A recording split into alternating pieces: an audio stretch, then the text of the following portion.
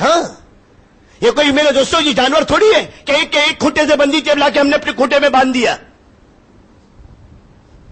خدا کی قسم دنیا کے کسی مذہب میں عزت نہیں ہے جو عزت شریعت نے عورت کو میرے دوست اسلام میں دیا ہے. ماں ہے تو اس کا مقام کیا، بیوی ہے تو اس کا مقام کیا، بیٹی ہے تو اس کا مقام کیا، بہن ہے تو اس کا مقام کیا. ماں تو فرمایا تیری جنت و جہنم ہے، اس کے پاؤں کے نیچے جنت ہے، اس کی ساری عبادت مردود کر دے گی تیری، اور اس کی ایک دعا آخرت میں بیڑا پار کروا دے گی. ماں کو ماں سمجھ اور پھر ماں کی خدمت سعادت سمجھ کے کر. اور ماں کے ذمہ کیا حق تھا؟ ماں کے ذمہ کیا حق تھا؟ ماں کو اعزازی چیز نہیں تھی، ذمہ داری کی چیز تھی. میں تو اکثر عرض کرتا ہوں جو اللہ نے نبی کے ذمہ کیا تھا کام، وہی اللہ نے عورت کے ذمہ کیا بحیثیت ماں ہونے کے. آدم سازی کی ذمہ دار کون ہوتے؟ کہ نبی ہوتے. لوگوں کے دلوں کے بدلنے والے کون ہوتے؟ کہ نبی ہوتے. اولاد کی تربیت کرنے والی کون ہے؟ اولاد کو ایمان سکھانے والی کون ہے؟ اولاد کو یقین سکھانے والی کون ہے؟ اولاد کے دل میں نبی کی محبت پیدا کرنے والی کون ہے؟ اولاد کو جنت کا شوق جہنم کا خوف دلانے والی کون ہے؟ کہ ماں ہے.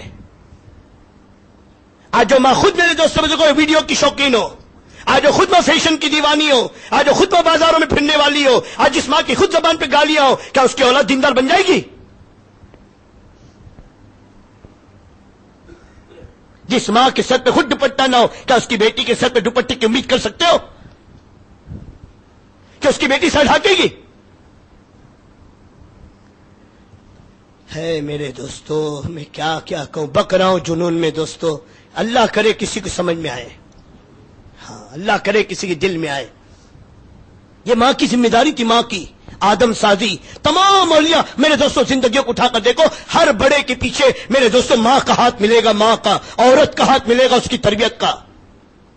اس لیے علماء نے لکھا ہے جب خدیجہ جیسی ماں ہوگی تو فاطمہ جیسی اولاد ہوگی، اور جب فاطمہ جیسی ماں ہوگی حضرت امام حسن اور حسین جیسی اولاد لائے گی. ان دونوں نواسوں نے میرے دوستوں دو زندگیاں امت کے سامنے پیش کی ہے، دو زندگیاں قیامت تک اس کی کوئی مثال نہیں دے سکتا. حسن کی قربانی بڑی ہے حسین کے مقابلے میں، اور یہ دونوں نانا کے نواسوں کی عجیب شان ہے. امام حسن کے بارے میں آتا ہے کہ سر کے بال سے لے کر ناف تک اللہ کے نبی کے مشابہ تھے، اور ناف سے لے کر پاؤں تک حضرت علی کے مشابہ تھے. اور امام حسین سر کے بال سے لے کر ناف تک حضرت علی کے مشابہ تھے، اور ناف سے لے کر پاؤں تک حضرت حضور پاک صلی اللہ علیہ وسلم کے مشابہ تھے. یہ دونوں نواسے، اور دونوں نے قیامت تک کے لیے امت کو دو راہ بتلائی. اور یہ اس ماں کی تربیت کا نتیجہ ہے جو فاقے برداشت کر کے اپنی اولاد کی تربیت کر کے گئی. وہ فاطمہ کا دودھ تھا، وہ فاطمہ کی قربانی تھی، وہ فاطمہ کا تقویٰ تھا جس نے امام حسن حسین جیسی اولاد کو بنایا ہے. ہاں کہ فاقے کی حالت میں باپ کے پاس آئی ہے، باپ کے پاس اپنے علی شوہر کے کہنے پر مجازی خدا کے حکم سے، اور جب اپنے باپ کے سامنے حال رکھا کہ فرشتوں کی غذا اللہ کا ذکر ہے، جانوروں کی غذا گھاس اور پتے ہیں، ہم انسانوں کی غذا کیا ہے؟ اللہ کے نبی اپنی بیٹی کا بھوک اور حال کو دیکھ رہے ہیں کہ چہرہ زرد پڑا ہوا ہے، آنکھیں اندر کو دھسی ہوئی ہے، پیٹ کمر کو لگا ہوا ہے، کپڑے پر پیون لگے ہوئے. یہ دو جہاں کے سردار کی بیٹی کا حال ہے حال. حالانکہ اس خاندان کو قربانی کی کیا ضرورت تھی دوستو؟ اللہ کا نبی میرے دوستو اس کی بلندی کا کون اندازہ کر سکتا ہے؟ بیٹی جو خاتون جنت حضرت علی کے بارے میں اللہ کا نبی کہہ رہا ہے کہ جنت میں اس کا گھر میرے گھر کے سامنے. حضرت حسن اور حسین کے شباب اہل جنہ کے جنت میں جانے والے نوجوانوں کا سردار ہے. سب کو دنیا میں جنت کی بشارت مل چکی، ان کو سب قربانی کی کیا ضرورت تھی؟ کیا ضرورت تھی اس خاندان کی قربانی؟ وہ بیٹی آئی اپنے باپ کے پاس کہ ابا جان فرشتوں کی غذا اللہ کا ذکر ہے، جانوروں کی غذا گھاس اور پتے، ہم انسانوں کی غذا کیا ہے؟ آقا مدنی سمجھ گئے میری بیٹی کو بھوک نے ستایا. اس حال میں اللہ کے نبی اپنی بیٹی کا امتحان لے رہے، کہیں بھوک نے فاقے نے میری بیٹی کی نگاہ آخرت سے تو ہٹا نہیں دی، میری بیٹی کی نگاہ کو آخرت سے دور تو نہیں کر دی. اللہ کے نبی نے اپنی بیٹی کے سامنے دو چیزیں پیش کی. اے بیٹی فاطمہ 5 بکریاں ہیں، ان کو لے جا، ان کے گوشت سے ہڈی سے بھوک مٹا، پیاس بجھا، تیری چند دن کی بھوک مٹ جائے گی.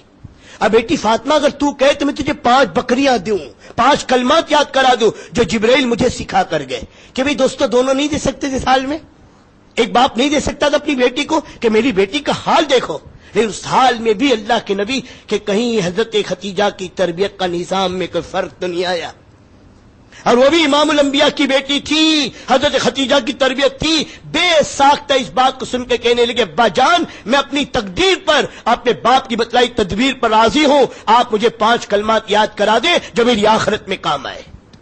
ایک بار آئی تھی بانی مانگنے کے لیے, تزویج فاطمہ کا تحفہ پوری امت کو دے کر گئی ہے. ایک بار آئی میرے دوست اپنے باپ کے پاس بکریاں مانگنے کے لیے, آخرت کا توشہ لے کر اپنے شوہر کے پاس واپس جا رہی ہے.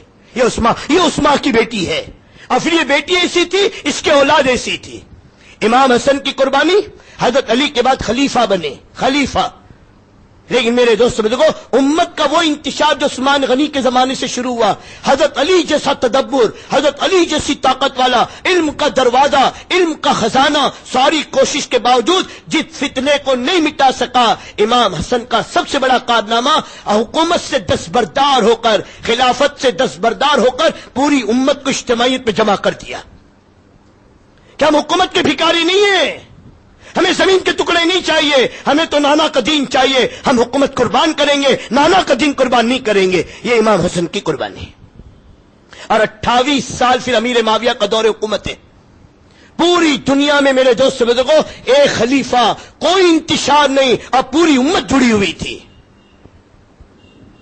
اور قسطنطنیہ تک پہلا بحری بیڑا امیر معاویہ کے زمانے میں, پہلا میرے دوستوں دو بڑے بڑے ملک فتح ہوئے امیر معاویہ کے دور میں, اور اللہ پاک نے 3 بر اعظموں تک اسلام کے پہنچنے کا انتظام کیا. یہ 28 سال کا دین اور 28 سال تک اس سے مسلمانوں کی اجتماعیت, یہ سب حضرت امام حسن کے کھاتے میں ہے. پھر امام حسین کی قربانی, ہاں یہ نانا کا دوسرا نواز ہے, اس کی قربانی کہ نانا کے دین کے لیے اگر جان دینے کا موقع آ جائے تو 2 سال کا عبداللہ یہ بھی نانا کے دین پہ قربان ہونے کے لیے تیار ہے. ایک ہی وقت میں اہل بیت کے, اللہ کے نبی کے خاندان کے 22 ایک روایت, 17 ایک روایت, 19 ایک روایت, ایک ہی میدان میں ایک وقت کے اندر, زمین اور آسمان نے بھی ایسا منظر نہ دیکھا ہوگا. اہل بیت, اللہ کے نبی کا خاندان, حضرت امام حسین کا پورا خاندان, سارے مرد 2 سال کے عبداللہ کے ساتھ عرفات کے میں میرے دوست کربلا کے میدان میں شہید ہوا ہے. یہ نانا کے دین کی بلندی بتا دی. اور آج وہ نانا کا دین ٹی وی کے پروگراموں کی نظر ہو رہا ہے, کیرم کے کلبوں کی نظر ہو رہا ہے, کرکٹ کے میدانوں کی نظر ہو رہا ہے, یہودی اور عیسائیوں کی گندی چالوں کی نظر ہو رہا ہے. اور میرے دوست ہماری بچیوں کے سر کے دوپٹے ان بے ایمانوں کی گندی معاشرت کی نظر ہو رہا ہے. اور کوئی باپ ہے جس کی آنکھ رونے کو تیار نہیں, کوئی ماں ہے جس کے دل سے آہ نکلنے کو تیار نہیں, کوئی بہن ہے جو تڑپنے کو تیار نہیں, کوئی مسلمان ہے جو تڑپنے کو تیار نہیں کہ امت کی بربادی کے کون ذمہ دار ہے.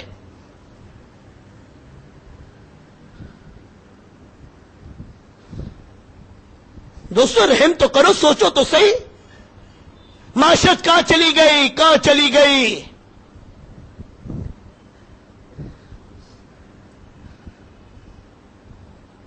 یہ بے حیائی کہاں سے آئی ہے, یہ کس کی لعنتیں ہیں. اور آج تو نہ جانے اس کے آگے کی اس پر یہ باطل کی تو آواز لگے, آزادی رسواں.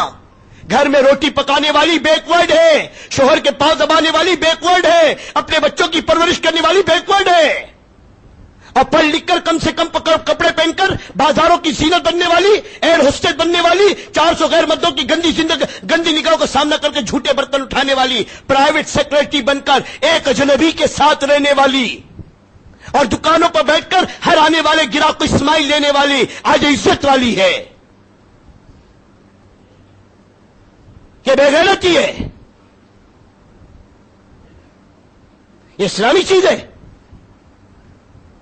کہ شریعت نے اس کا ذمہ داری نہیں بنایا, کمائی کا ذمہ دار مرد کو بنایا تھا. آج اس نے عورت کو بھی کمائی کے میدان میں لا کے کھڑا کر دیا, چل تو بھی کما. کیوں صاحب پورا ہی نہیں ہو رہا. اور خواہشات کی دنیا کی کوئی انتہا نہیں, چھوٹے چھوٹے بچوں کو بھی کمانے پہ لگا دو, خدا کی قسم کبھی برکت نہیں آئے گی بے دینی کے ساتھ.